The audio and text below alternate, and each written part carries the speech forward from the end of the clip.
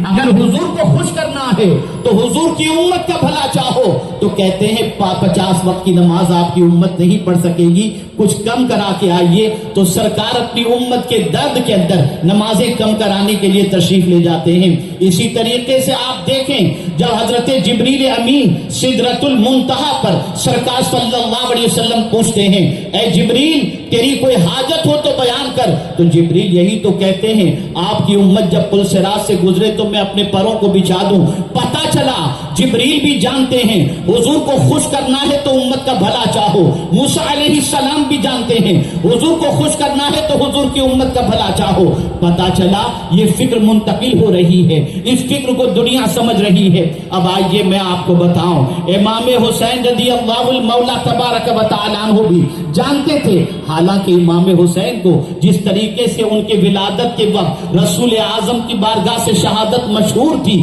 ویسے ہی امام حسین کے حوالے سے ان کی جنت کی سرداری بھی مشہور تھی۔ جب وہ جنت کے سردار ڈکلیئر کر دیے گئے تھے، جب وہ جنتی ڈکلیئر کر دیے گئے تھے تو امام حسین رضی اللہ تعالیٰ عنہ اپنی زندگی کو یوں ہی گزارتے۔ لیکن میں آپ سے پوچھنا چاہتا ہوں آخر کیا وجہ تھی کہ کربلا امام حسین تشریف لے گئے، مدینہ بھی چھوڑا، مکہ بھی چھوڑا، وہاں جانے کی وجہ کیا تھی؟ تو اے رسول اعظم صلی اللہ علیہ وسلم کے دیوانوں، سر دے دیتے ہیں ہاتھ نہیں دیتے، وجہ کیا تھی؟ تو یاد رکھیں قرآن کہتا ہے تعاونوا علی البر والتقوی ولا تعاونوا علی الاثم والعدوان، قرآن کہتا ہے ولا ترکنوا الی الذین ظلموا فتمسکم النار۔ امام حسین جانتے تھے کہ آج اگر میں نے یزید کی بیعت قبول کر لی، یزید کو میں نے سپورٹ کر دیا تو برائی کے معاملے میں سپورٹ ہوگا، اور وہ یہ بھی جانتے تھے الناس علی دین ملوکہم، لوگ اپنے بادشاہوں کے دین پر ہوں گے،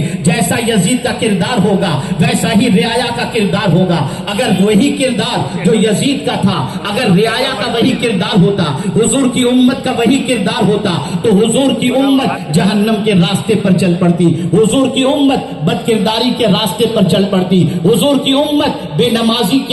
نمازی ہونے میں زندگی گزارتی۔ امام حسین نے چاہا وقت آ چکا ہے کہ نبی کو اپنی امت سے پیار ہے، اپنے نانا جان کو انہوں نے دیکھا تھا کہ فکر امت میں روتے تھے۔ امام حسین نے بھی سوچا مجھے میرے نانا جان کو خوش کرنا ہے، میرے نانا جان کی امت کا بھلا ہمیشہ رسول اعظم نے چاہا ہے، صحابہ نے چاہا ہے، تابعین نے چاہا ہے، تو امام حسین نے بھی عزم کیا اب اگر میں جان دے دیتا ہوں تو جان دینے کے بعد امام حسین رضی اللہ تعالیٰ عنہ جانتے تھے کہ نبی کی امت سیدھے راستے کی مسافر بن جائے گی۔ ان کے سامنے دو قیادتیں ہوں گی، ایک یزید اور ایک امام حسین۔ اللہ اکبر، جب امام حسین کا کردار دیکھے گی، امام حسین کا اسٹینڈ دیکھے گی، امام حسین کا راستہ دیکھے گی، امام حسین کا طریق دیکھے گی تو یہ امت سمجھ جائے گی جس راستے پر نوجوانان جنت کا سردار ہے وہی راستہ صحیح ہے۔ اب وہ چلے گی تو یزید کے راستے پر نہیں، حسین کے راستے پر چل کر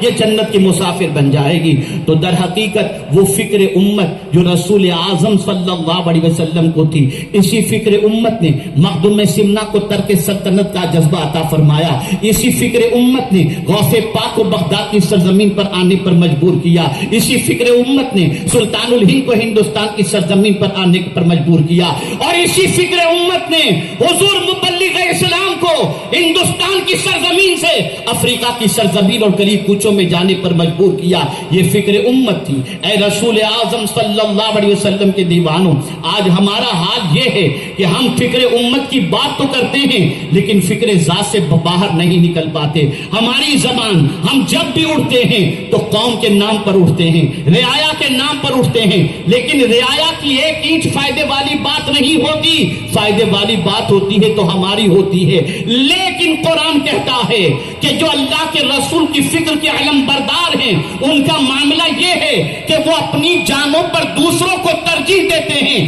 چاہے خود کو کتنی ہی محتاجی کیوں نہ ہو، اس لیے کہ بھوکا رہ کر اوروں کو کھلانا یہی فکر مصطفیٰ صلی اللہ علیہ وسلم ہے۔ اے رسول اعظم صلی اللہ علیہ وسلم